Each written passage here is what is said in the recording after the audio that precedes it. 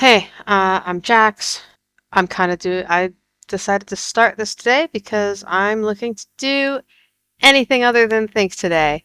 Yeah, so a little bit about me. I have a PhD in film. I'm super interested in tabletop as both a player, DM, and researcher. And uh, I have had like a mad hyper focus on Dungeons and Dragons for like the last year and a half and gotten really into Dimension 20, specifically because I think they do really cool cinematic things. I like that it's edited, and so I am gonna start doing like reaction videos to the seasons of Dimension 20. I'm not going to show much of the clips because it is, it's a paid service. It's behind a $5 a month paywall, or about £5 a month if you're in the UK like I am, which is well worth it. It's a really ethical company. They do profit share with their employees. They have amazing representation and diversity, and you should definitely be supporting them. So I absolutely don't want to be providing a space for people to like be watching the whole episodes of stuff, through a React video. I might use a screenshot or a short clip here and there, but for the most part, it's just going to be me talking, and I'll try and keep the videos pretty short. I'm going to start with Neverafter because this is the season that really gave me this idea. It's not the first season that I watched, but it was the first season that I really noticed the cinematic influence, particularly on the editing. And I just, yeah, thought it'd be really fun to talk about. So, uh, I'm gonna watch. I'm gonna watch the first episode and talk through it with you. So right away, I always love that every episode they let you know that the themes and stuff that they have in every episode, which is really nice. And now we're getting the title sequence. The title is so creepy.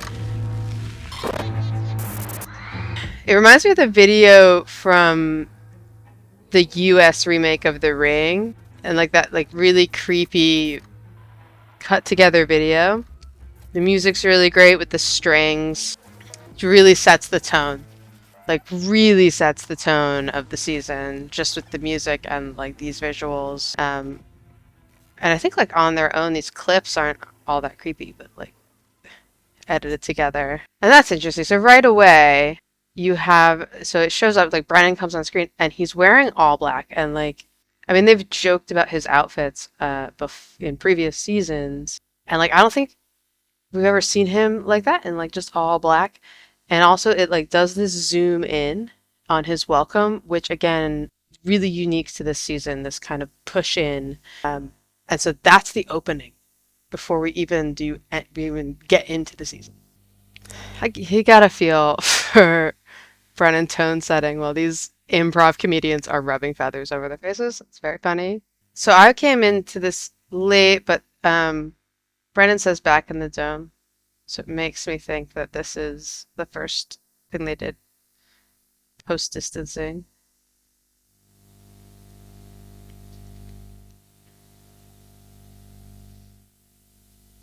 So that's cool. So like Brennan does this once upon a time thing, and the edit breaks into this like kaleidoscope effect.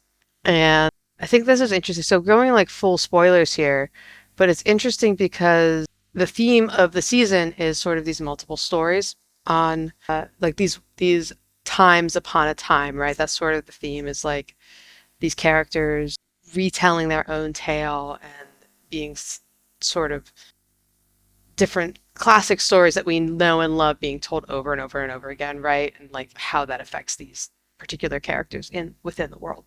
So this kaleidoscope effect, the way it comes up, and it kind of layers the shot of Brennan on itself multiple times. So it's this immediate, like it's foreshadowing the themes of the entire season in a single shot, like right away, which is super cool. And like on the rewatch, I think I caught that they were doing these effects because they hadn't really messed with them before, but obviously I didn't piece that together. So that was interesting. And then we start off with the story of Sleeping Beauty.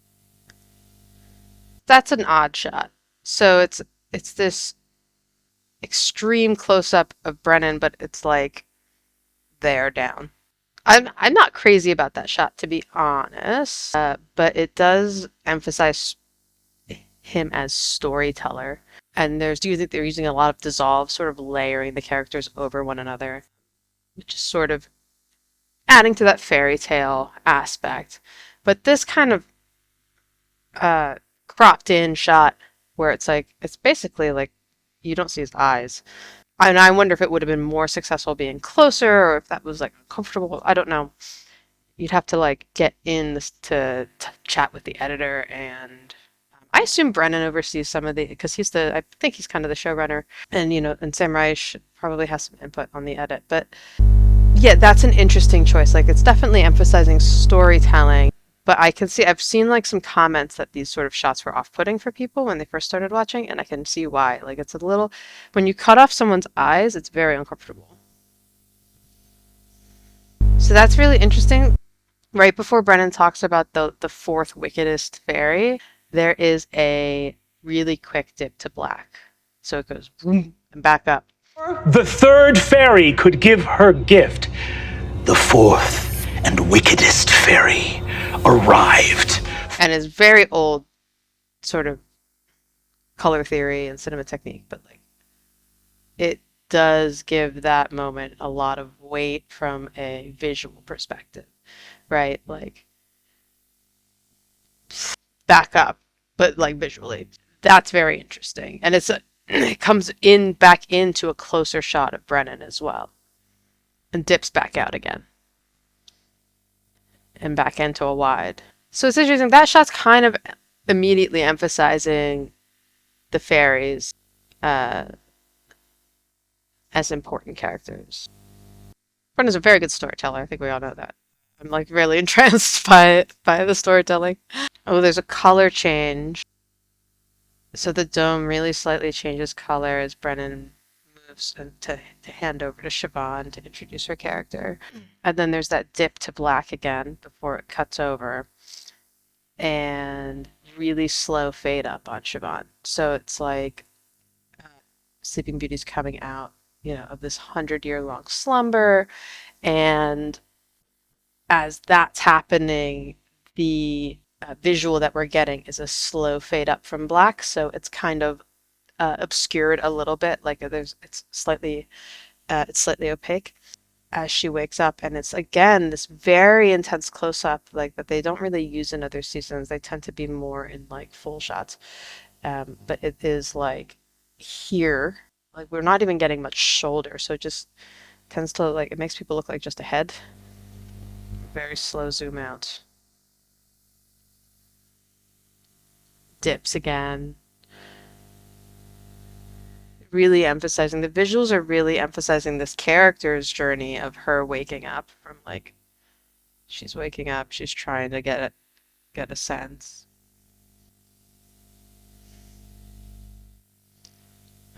We moved to a second camera, a slightly different angle of Siobhan. Oh, see, and that's so great. So you know, Brennan says this horrifying thing, briars are growing out of your mouth. And there's a music sting, really short, ting, and an immediate cut to the reaction from the other players. Out of your mouth. That's so strong. Cutting to a reaction shot on that because they all wince and they just like they are visibly and audibly shaken by this truly uncomfortable thing that's said. Um, and that puts us like as an audience right there with them, rather than holding on Siobhan, which is, I mean, she's great. She's like acting it out. She's doing a great job. I have to say, I think like everybody's role play in this season is particularly fantastic. And it's not to take away from what she's doing at all, but it's so emphasized by the music sting and the cut. So now, and then it moves to like the much more standard editing that we see. Just regular cuts.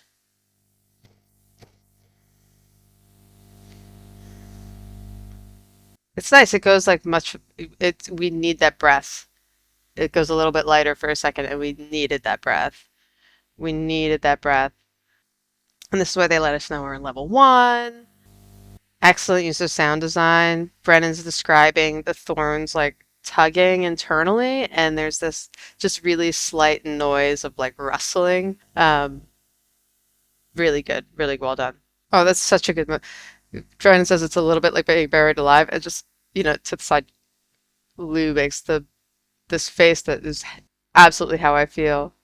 Also, just a shout out, I'm watching with subtitles, and Dropout really clearly does their own subtitles. They put character names in when they're off screen. They put in really helpful, like closed captioning. Very, very good.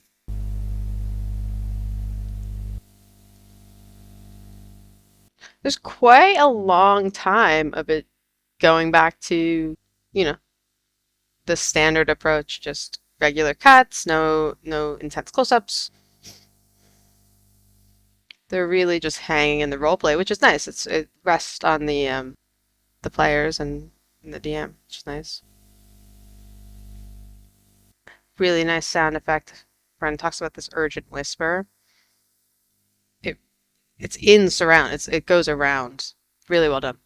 So we start to get back into this sort of horror editing. Um, as Brennan's describing to Siobhan, like the princes that came to try and rescue Sleeping Beauty and how they're all dead in the briars. Um, and there's two things that happen. Like Siobhan, he narrates that Siobhan, Sleeping Beauty's eyes roll back, and Siobhan does this, and there's like a almost like a chemtrail, um, sort of multiple layers of her. So it'll be two videos layered on top of each other, one on a very slight delay following the action, with like the opacity uh, dragged way down. So it's just like a little shimmer over top.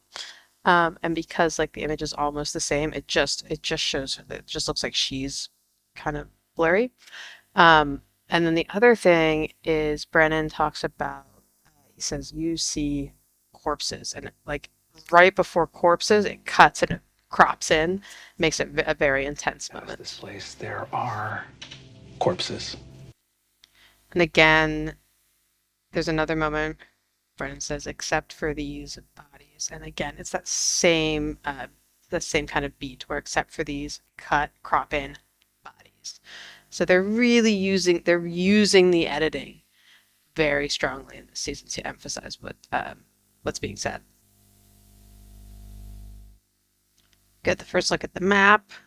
That's cool. I love this map. Siobhan's story ends with this very quick zoom out.